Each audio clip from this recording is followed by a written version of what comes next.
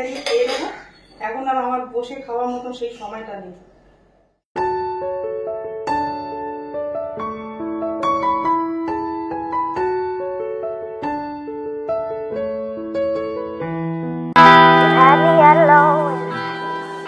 Hello everyone, good morning. তোমরা সবাই কেমন আছো? আশা করি খুব ভালো আছো, সুস্থ আছো। আমরাও ভালো আছি। দেবনাথ ফ্যামিলিতে তোমাদের আরেকবার স্বাগত।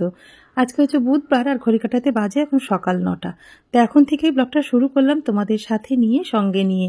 আর আজকে রান্নাবান্না করবো, তাই রান্নাবান্নার সমস্ত কিছু জোগাড় করতে করতে এখান থেকেই ব্লগটা শুরু করলাম। এই ব্লগটা দিতে একটু দেরি হয়ে গেল। বুধবারের ব্লগ কিন্তু বৃহস্পতিবারে তোমাদের সাথে শেয়ার করি, মানে আগের দিন ব্লগ শুট করে রাখি, তার পরের দিন তোমাদের সাথে শেয়ার করি। কিন্তু বৃহস্পতিবারে পুজো দিতে দিতে এতটাই ব্যস্ত হয়ে গেছিলাম, ওই জন্য তোমাদের সাথে বৃহস্পতিবারে ব্লগটা শেয়ার করতে পারলাম না। এই ব্লগটা কিন্তু তোমাদের সাথে শুক্রবারে শেয়ার করছি। তো একটুখানি একা হাতে সমস্ত করতে হয়, তো একটু অসুবিধা হয়ে গেছে সেই জন্য। একটা কাজ গুছিয়ে করে উঠতে না উঠতে আরেকটা কাজ কিন্তু হাজির হয়ে গেল, মানে কোনো দিক দিয়ে মানে কাজটা শেষ করে উঠতেই পারি না, জানো তো। তা তোমরা তো দেখলে রান্নাবান্নার সমস্ত কিছু কাটা ধোয়া একদম গুছিয়ে নিয়েছি, রান্নাঘরে রান্নাবান্না করতে যাব। তার মধ্যে দেবনাথবাবু কিন্তু আরও অনেকটা বাজার পাঠিয়ে দিল। এই বাজারগুলো এখন গুছিয়ে ধুয়ে জায়গা মতন রাখতেই আমার কিন্তু আরও বেশ খানিকটা সময় লেগে যাবে। ভেবেছিলাম রান্নাঘরে রান্নাবান্না সমস্ত গুছিয়ে নিয়ে তারপরে ঘরটা গুছাতে যাব। সকালে একটুও সময় পাইনি ঘর গুছানো, আজকে একটু চাদর টাদরগুলো চেঞ্জ করতে হবে। সেই জন্য ভাবলাম রান্না গুছিয়ে রাখলে না রান্নাবান্না করতে বেশিক্ষণ সময় লাগে না।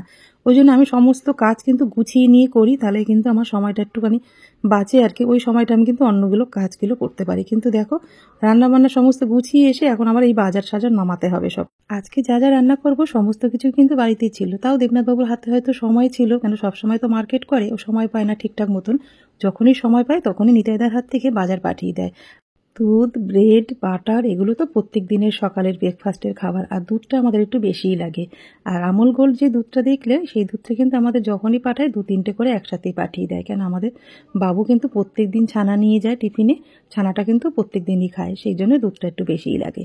যা আজকে বাজার পাঠিয়েছে সমস্ত কিছু কিন্তু বাড়িতে রয়েছে অ্যাভেলেবেল, তাও কিন্তু দেবনাথবাবু সময় পেলে, আর ও কিন্তু ঘর একদম খালি রাখতে চায় না। আর এটা আমাদের দুজনেরই কিন্তু একদম একই রকম অভ্যেস, মানে সবসময় যেন সব কিছু ভরা ভরা থাকে। এটা কিন্তু সংসারের লক্ষ্মীশ্রীটাও বজায় রাখে, জানো তো। সব কিছু ভরা ভরা, তুমি অল্প কিছু রাখো আর বেশি কিছু রাখো, মানে খালি কখনো কিছু রাখতে নেই। তা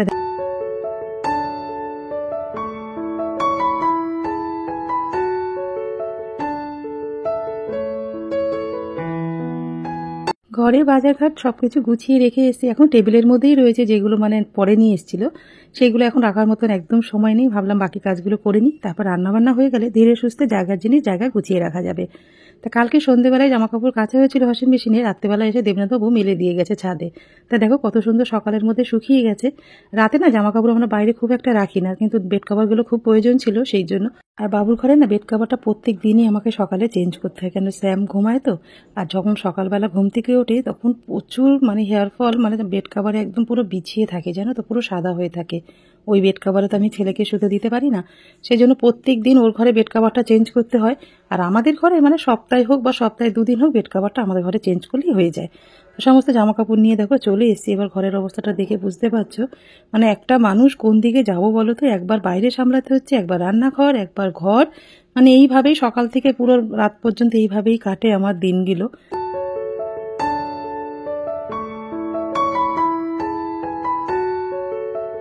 এই ঘরের সমস্ত কাজগুলো আমাকে স্নান টান করে পুজো সারার পরেই এগুলো করতে হয়, মানে একা হাতে সংসার হলে এইভাবেই কাজগুলো ম্যানেজ করে করতে হয় আর কি আমাকে। তা দেখো জানলা চারি সাইডটা একটু ভালো করে মুছে পরিষ্কার করে নিলাম। আর দেখো বালিশের মধ্যে আমার কি থাকে দেখেছো তো, বালিশটা সরালেই কিন্তু এই প্যান্টটা তোমরা দেখতেই পাবে। এটা হচ্ছে আমার পুচু সোনার প্যান্ট। পুচু সোনা যখন 6 মাসে আমাদের বাড়িতে অনেক দিন পর্যন্ত ছিল, 6 মাসেই এসেছিল আর কি, সেই সময়কার প্যান্ট, জানো তো। এটা আমি আর কাউকে দিই না, এটা আমি আমার সাথে বিছনায় নিয়েই ঘুমাই। বলতে পারো আমার এটা নেশা হয়ে গেছে। পুচু সোনার ওই প্যান্টের গন্ধটা নিজে নাকে না শুনলে না আমার একদম ভালো লাগে না, মনে হবে ও আমার কাছেই আছে। আমার প্রথম সন্তান, তার আবার প্রথম সন্তান, তাহলে আমার কাছে তো ডবল প্রিয় হবেই, তাই না বলো। প্রত্যেকটা বাবা মার কাছে তো প্রত্যেকটা সন্তানই প্রিয় হয়। তাদের যদি আবার সন্তান হয় দেখবে বাবা মার কাছে তারা কিন্তু আবার ডবল প্রিয় হয়ে যায়। পুচু সোনাকে কিন্তু আমরা দুজনে দাদু দিদুন কিন্তু খুবই মিস করি, সেই জন্য বলতে পারো ওই যে ছোট্টবেলার ওই প্যান্টটা আমি আমার সাথে করে রাখি, মনে হয় পুচু সোনা আমার কাছেই ঘুমাচ্ছে। বলতে পারো দিদুনের একটা ছোটখাটো পাগলামো, তাই তোমাদের সাথে একটু শেয়ার করলাম। তোমাদের সাথে এরকম কোনো ঘটনা আছে আমাকে সাথে তাহলে শেয়ার করো কিন্তু। ছাদে থেকে যেই বেড কভারগুলো নিয়ে এসেছিলাম তার মধ্যেই একটা কিন্তু আজকে বেড কভারটা চেঞ্জ করে এটা পেতে দিলাম। আর কিছু বেড কভার ছিল সেগুলো ভাঁজ করে জায়গা মতন গুছিয়ে রাখলাম। আর তোমরা তো দেখতে পাচ্ছ আমার বেডে কিন্তু একটা বালিশ রয়েছে, আরেকটা বালিশের কভার কিন্তু আমি খুঁজেই পাচ্ছি না, জানি না ওটা জ্যান্ত আছে না গেছে। আজকে যে বেড কাভারের সেটটা ধরো বেডে পাতলাম, তো পরের দিন ওটা গোটা থাকবে কি থাকবে না সেটা নিয়ে কিন্তু আমার একটা ভয় কাজ করে সবসময়। জানি না, ও তো এত দুষ্টুমি করে না। বাবুর ঘরে কিছু বেড কাভার পাতলেই, মানে দুটো ঘরেই তো অল্টারনেট করে বেড কাভার চেঞ্জ করে পাতা হয়, কোনটা কোন ঘরে কোন সময় পাতি অতটা খেয়াল থাকে না, কিন্তু সকালবেলা উঠে দেখে একটাও বালিশের কভার নেই। তাই জন্য একটাই বালিশের ওয়ার পেলাম, সেটাই কিন্তু লাগালাম, আর একটা তো পেলাম না এখনো। আর এখন খোঁজার মতনও আমার কাছে একদম সময় নেই, খুঁজতে গেলে এখন ম্যাক্সিমাম আধ ঘন্টা তো সময় লাগবেই আমার। সেজন্য আমার আধ ঘন্টা সময় নষ্ট করলে হবে না। তা বিছনাটা মানে গোছানোর পর না ঘরটা অনেকটাই নোংরা হয়ে গেছে, তারপরে ওয়ার্ড্রপটা একটু সামনেটা একটু ভালো করে একটু মুছে নিলাম, ড্রেসিং টেবিলটার সামনে একটু মুছে পরিষ্কার করে নিলাম। ঘরটা ঝাড় দিয়ে পরিষ্কার করে নিলেই কিন্তু ঘরের কাজগুলো আমার একদম হয়ে যাবে। এবার রান্নাঘরের কাজ আছে, বলতে পারো ঘরে বাইরে এত কাজ একা হাতে আমি একদম সামলাতে পারছি না, এখন একদম নাজেরহাল অবস্থা।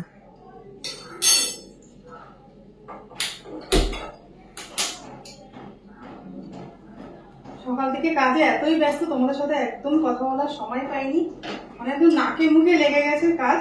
সব রান্নার সমস্ত কিছু জোগাড় করতে না করতে এদিকে বাজার পাঠিয়ে দিয়েছে। সমস্ত বাজার কিন্তু রয়েছে, তাও আজকে আবার প্রচুর বাজার পাঠিয়েছে, সেগুলো সব টেবিলে রেখে এখানে কিন্তু আরো মাছ মাংস এখানে আরো আছে, এগুলো হাত দিইনি, পরিষ্কার করে চলে এসেছি এবার রান্না বান্না করতে। তা কি বলবো, কার জন্য এসে এত রান্না বান্না আয়োজন করেছি আর কার জন্য এত ঘরটার পয়সা করছি তোমাদের সাথে পরে বলছি, চলে আসবে একটু পরে, বলতে পারো বাড়ির স্পেশাল মানুষ আসছে। তা চলো আগে কি কি রান্না করবো তোমাদেরকে তো দেখালাম, কি কি রান্না করবো তোমাদেরকে একটু বলে দিই। পুজো সেরে সকাল থেকে সেই চা বিস্কুট খেয়েছি, এখন 10:30 বাজে, এখন কিন্তু ব্রেকফাস্ট করার সময়ও নেই আর খাইও নি, এখন প্রচন্ড খিদে পেয়ে গেছে। দেবনাথ এই যে ব্রাউন ব্রেড পাঠিয়েছে, জিলাপি পাঠিয়েছে, তো এক পিস রুটি দাঁড়িয়ে খেয়ে নেবো, এখন বসে খাওয়ার মতনও সময় নেই আমার কাছে। একটা রান্না এখনো বসাতে পারিনি, জানো এতটা বেলা হয়ে গেছে। এই দুদিকে এইদিকে ভাত বসিয়ে দিলাম, তো চলো এক পিস 2 পিস মতন ব্রেড নিয়ে গিয়েছি, একটা জিলাপি দিয়ে এখানেই দাঁড়িয়ে দাঁড়িয়ে খেয়ে নেবো। এখন আর আমার বসে খাওয়ার মতন সেই সময়টা নেই, এখন আর একদমই সময় নেই। যেদিনকে কাজের বেশি চাপ থাকে, মানে একা পারি না বলতে গেলে, আজকে একদমই পারছি না, খুব হিমশিম খেয়ে যাচ্ছি, সেদিনকে নিজের খাওয়াটাও ঠিক মতন হয় না, তখনই দাঁড়িয়ে দাঁড়িয়ে একটা তো খেতে হবে, নাহলে পেট মানবে না, পেট তো একদম চুয়া দৌড়াচ্ছে। সেই 10:30 রাতেবেলা ডিনার করেছিলাম আর এখন 10:30 বেজে গেছে।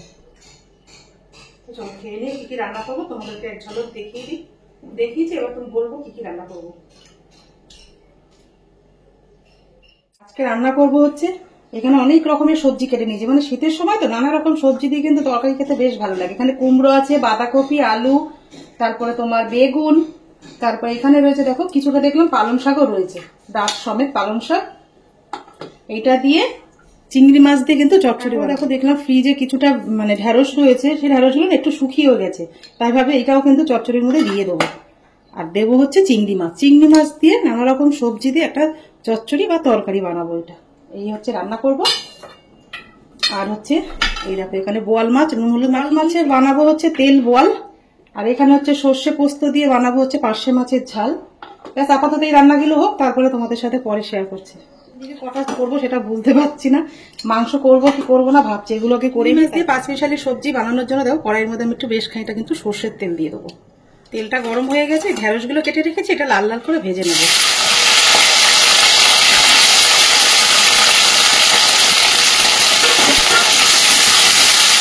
ঢেঁড়সগুলো কিন্তু আমার একদম ভাজা হয়ে গেছে, আর বেশি ভাজবো না।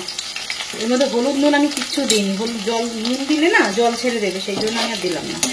চলো এটা তুলে নিই, একদম লাস্টে তরকারিটা নামানোর আগেই ঢেঁড়সটা দিতে হবে, তাহলে দেখবে গোটা গোটা থাকবে ঢেঁড়সগুলো, আর তরকারিটাও ল্যাললারে হবে না।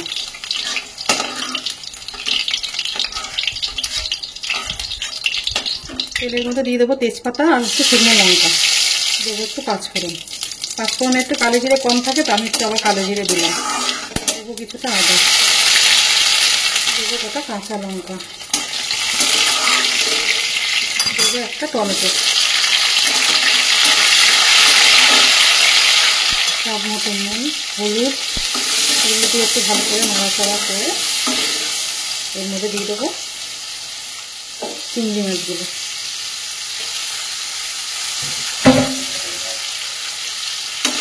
চিংড়ি মাছ দিয়ে এই মশলাটা ভালো করে কিন্তু ভাজা ভাজা বা কষা কষা করে নিতে হবে। আমি কিন্তু চিংড়ি মাছটা এর মধ্যে তেলের মধ্যে একবারেই দিয়ে রান্নাটা করছি। তোমরা চাইলে চিংড়ি মাছটা ভেজে নিয়ে পরেও দিতে পারো। টাটকা চিংড়ি তো এটা ভাজার কোনো দরকার নেই, মানে আলাদা করে ভাজার। আর একটু হলুদ মনে হচ্ছিল কম হয়েছে, তাই জন্য দিয়ে দিলাম। আর 1 চামচ জিরে গুঁড়ো দিয়ে দিলাম।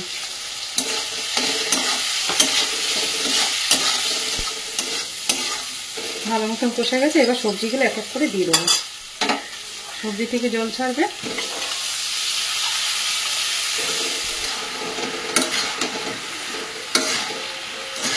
এবার পালং শাকটা দিয়ে একবারে ঢেকে রাখবো। সব সবজিগুলো একসাথেই সেদ্ধ হয়ে যাবে।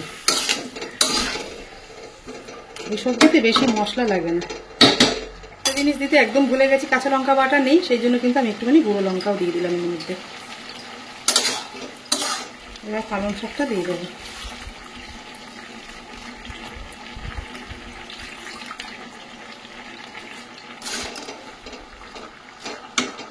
এবার ঢেকে রাখি। এদিকে তরকারিটা বসিয়ে দিয়েছি, আর এই পাশে দেখো একটা চাটু বসিয়ে দিয়েছি। এর মধ্যে কিন্তু পার্শে মাছের ঝাল বানাবো, তার জন্য কড়াইতে কিন্তু সর্ষের তেল দিয়ে দেবো। এটা গরম হয়ে গেছে, তেলটার মধ্যে 3 পিস মতো মাছ আছে, এটা আমি দিয়ে দেবো। এবার মাছগুলো কিন্তু ভাজা হয়ে গেছে, এটা একটু সাইড করে দেবো।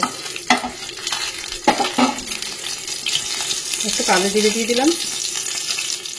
সর্ষে পোস্ত কালকে যে রেখে দিয়েছিলাম সেই দেখো কিছুটা আমি কিন্তু এখানে নিয়েছি, আর হলুদ নুন দিয়ে জল দিয়ে একটু ভালো করে মশলাটা গুলে নিয়েছিলাম, এটা দিয়ে দিলাম।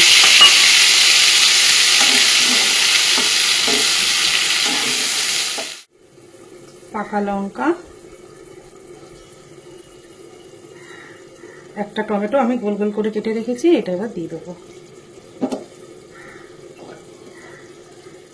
আর কিছু দরকার নেই এই রান্নাটায়। ঢেকে দেবো হালকা আগুনে। রান্নাটা কিন্তু ওরকম বাজারের সাথে কিন্তু এই যে মাছ মাংস কিন্তু পাঠিয়েছে, কিন্তু আজকে এগুলো করবো কিনা আমি সত্যি বলতে পারছি না। এই দেখো এখানে কিন্তু কাতলা মাছ পাঠিয়েছে, এখানে পোয়া ভোলা, আর এখানে কিন্তু চিকেন। তো চলো এইগুলো এই মাছ দুটো কিন্তু ধোয়া হয়ে গেছে, চিকেনটা এখনো ধোয়া হয়নি। এই দেখো দুদিকে দুটো কড়াইতে রান্না হচ্ছে। চিংড়ি মাছ দিয়ে 5 মিশালি একটা সবজি বানিয়েছি, সেটা কিন্তু দেখো সেদ্ধ হয়ে গেছে সমস্ত কিছু। তারপরে লাস্টেই কিন্তু ওপর থেকে আমি ভেন্ডিটা ভেজে রেখেছিলাম, সেটা দিয়ে দিলাম।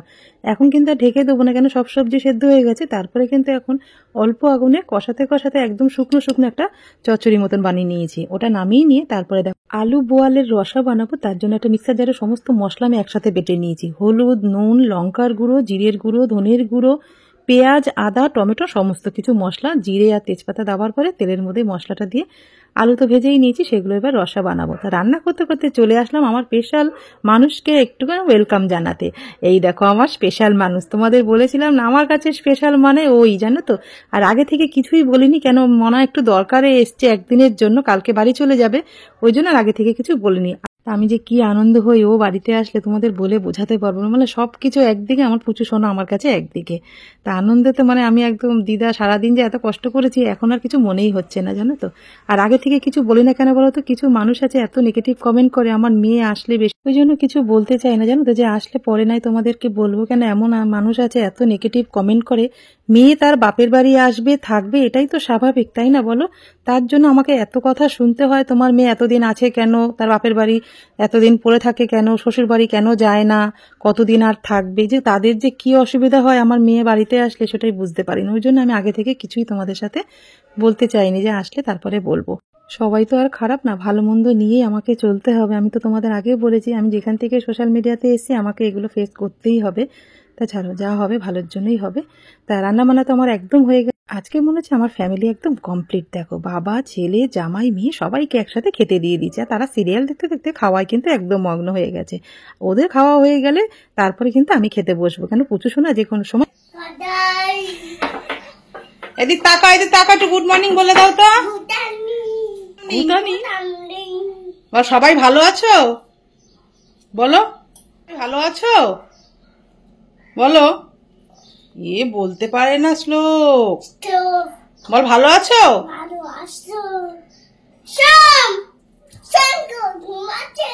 শ্যাম ঘুমাচ্ছে না, কালকে তো সবাইকে খেতে দিয়েছিলাম, সবার খাওয়া দাওয়া হয়ে গেলে নিজে খেতে বসেছিলাম লাস্টে। আমি খেতে খেতেই আমার পুচুসোনা ঘুম থেকে উঠে গেছে, ওই জন্য নাতিকে নিয়ে এতটাই ব্যস্ত হয়ে গেছিলাম, ওই জন্য ব্লগটা কালকে শেষ করতেই পারিনি। তাই ভাবলাম সকাল থেকে তোমাদের সাথে একটু কথা বলা হবে, পুচুসোনাকে তোমাদেরকে একটু দেখাবো আর ব্লগটাও শেষ করব। ওরা দেখো বাড়ি চলে যাবে বলে রেডি। আস্তে আস্তে আমি বকে দেবো কিন্তু এইবার দিদি একটু পপ করে দাও, পপ করে দাও, এদিক তাকাও। কালকে এসছে, কালকে তারপরে ভাত টাত খাওয়ার পরে তোমাদের সাথে আর একটুও কথা হয়নি, আর আজকে চলে যাবে বলে ওই জন্য কালকে সেরকম কিছু দেখানোর ছিল না।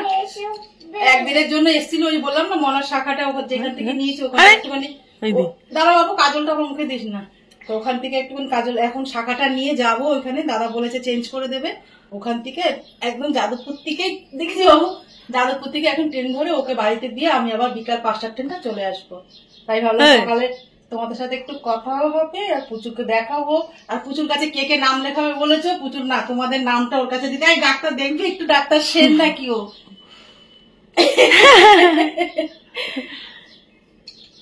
দেখবে সেই জিনিসটা পুরো সব ভেঙে সব ফেলে দিয়েছে, কিছু নেই আর ওর মধ্যে, তাই তো?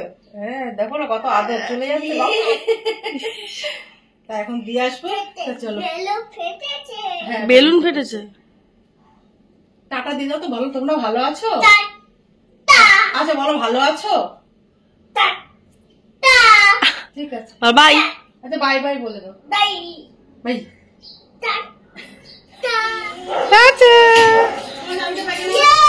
Tata tata. এই যে না দিদুন না, দিদুন কোলে। মনা যেই কাজের জন্য আমাদের বাড়িতে এসেছিল সেই কাজ কিন্তু একদম হয়ে গেছে, শাখাটা চেঞ্জ করে দিয়েছে। আর কালকে যে ব্লগটা শুরু করেছিল এই পর্যন্তই রাখলাম। যদি তোমাদের কিছু ভালো লেগে থাকে লাইক কমেন্ট শেয়ার করো, আমার চ্যানেল নতুন হলে অবশ্যই সাবস্ক্রাইব করো।